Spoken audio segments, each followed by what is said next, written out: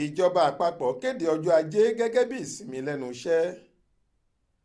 Bí ohun gbogbo bá lọ bó ṣe yẹ, ọjọ́ ajé Monday ọjọ́ 29 oṣù karùn-ún ọdún 2023 yìí ni wọn yóò búra fún ààrẹ tuntun tí wọ́n dìbò yàn lórílẹ̀‐èdè yìí.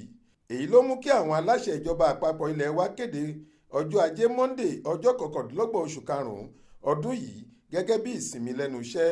Wọ́n ní èyí yóò fún àwọn èèyàn láǹfààní láti faramọ́ àwọn ẹbí wọn nílé kí wọ́n sì tún máa wo gbogbo bí ètò ìbúrasípò ààrẹ tuntun ilẹ̀ wa yóò ṣe wáyé lórí tẹlifíṣàn wọn lọ́jọ́ náà. Akọ̀wé àgbà fún mínísítà ètò ọ̀rọ̀ abẹ́lé lórílẹ̀‐èdè yìí dókítà Shuaib Gẹgẹ ló fi àtẹ̀jáde ọ̀hún síta lórúkọ Rauf Arẹ́gbẹ́ṣọlá lọ́jọ́bọ̀ tọ́sídẹ̀ẹ́ ọjọ́ 25 oṣù karùn-ún ọdún 2023 yìí. Arẹ́gbẹ́ṣọlá gba àwọn aráàlú nímọ̀ràn pé kí wọ́n yàgò fóhun tó lè dá wàhálà sílẹ̀ lákòókò tí wọ́n fi wà nínú ìsinmi ọ̀hún, kí wọ́n sì máa ṣe ohun tó lè mú kí ẹ̀mí ìjọba dẹ̀mọ́kírésì ilẹ̀ wa gùn sí i.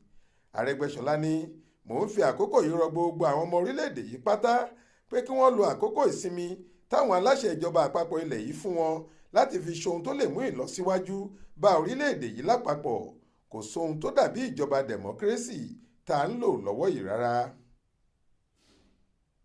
Adéwálé Adéoyè ló ṣàkójọ ìròyìn yìí fún iléeṣẹ́ tẹlifíṣàn Aláròye online. Faith Adébọ́lá ló kà á sétí ìgbọ́ yín.